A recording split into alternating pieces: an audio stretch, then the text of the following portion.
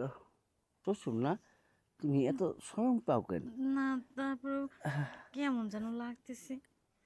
আমি তোমার আপন ভাবি বলি তো তোমার কাছে কাছে ডাকে। আব্বা, বেশি কিছু লাগবো না। আপনার টাকা নিয়ে আপনিই থাকেন। আর আমার বাবার বাড়িতে আমার বাবা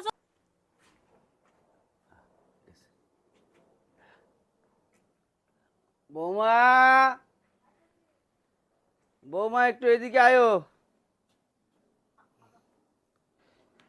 জি আব্বা ডাকছেন। হ্যাঁ, এদিকে আয়ো। আসতেছি। এত দেরি করো কেন? আব্বা, কাজ করতেছিলাম তো, শুনো, এই কারণে দেরি হয়ে গেছে। বউ এদিকে। আমার মাথাটা না দৌড়ে রয়েছে কদিন যাবত।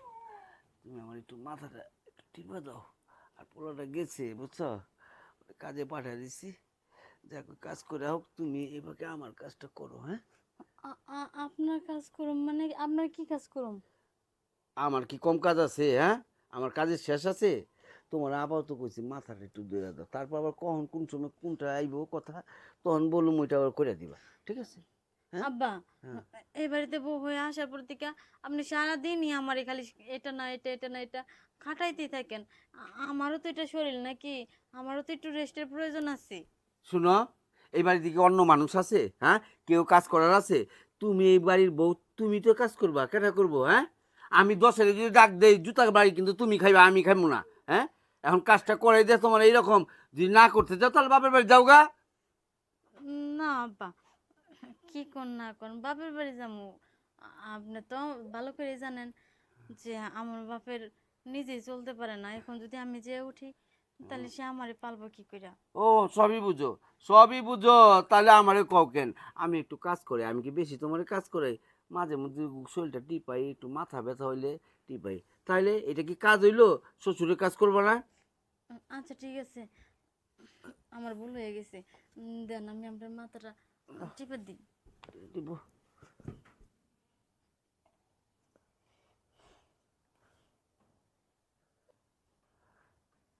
হ্যাঁ, ভালো করে দেবো। দাও।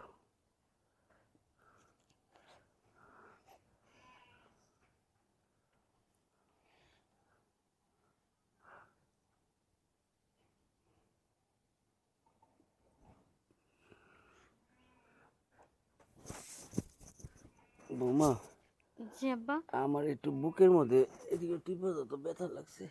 বুকে ব্যথা লাগছে? বুকে ব্যথা লাগছে। বুকে দাও। দাদা, আরে আমি তোমার শ্বশুর না, তুমি এত স্বয়ং পাও কেন?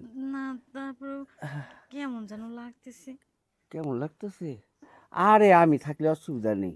আমি কি বাইরের মানুষ? তোমার নিজের মানুষ। হ্যাঁ, ঠিক আছে। তারপর আপনি আমার শ্বশুর না? শ্বশুর তো তোমার এটা ফর্মালিটি, মানে সমাজের চল লেগে। আমি তো শ্বশুর না, তোমার বন্ধুর মতো। আমার পোলা যেরকম, আমারও ওই রকম ভাববা। ঠিক আছে?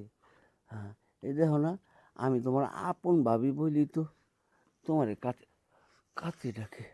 আব্বা, আপনার বুক ব্যথা আর মাথা ব্যথা চলে গেছে। আমি একটু রান্না করতাম। তুমি থাকলে আমার ব্যথা বুতা সব চলে যায়, কেন তোমার ডাকি। তুমি যখন আমার পাশে আও না, আমার কোনো ব্যথাই থাকে না, বুঝছো?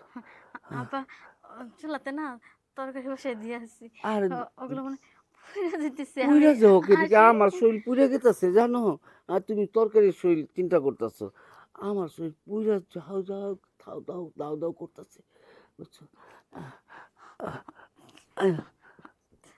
আব্বা, ছাড়েন না, কি করতেছেন? আরে দেখো, ছাড়েন, ছাইড়া দেন। আব্বা, আপনি এটা আমার সাথে কি করলেন? ঠান্ডা হয়ে গেলাম বৌমা, ঠান্ডা হয়ে গেলাম গা, বুঝছো? পুরোপুরি ঠান্ডা হয়ে গেলাম। তুমি আসো বলি তো কি হয়েছে? এমন কিছু করি নাই তো, করছি কিছু?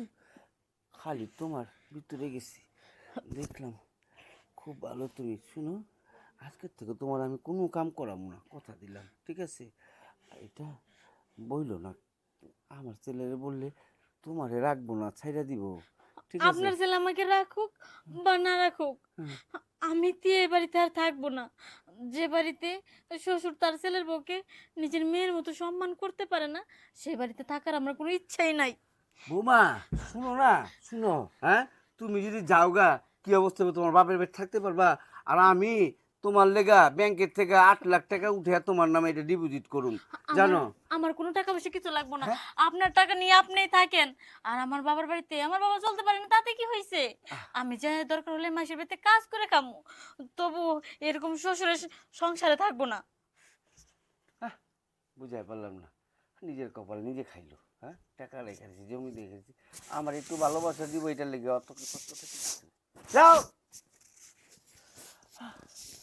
ভালোই লাগলো, গোসল করে গায়ে গোসল দিয়ে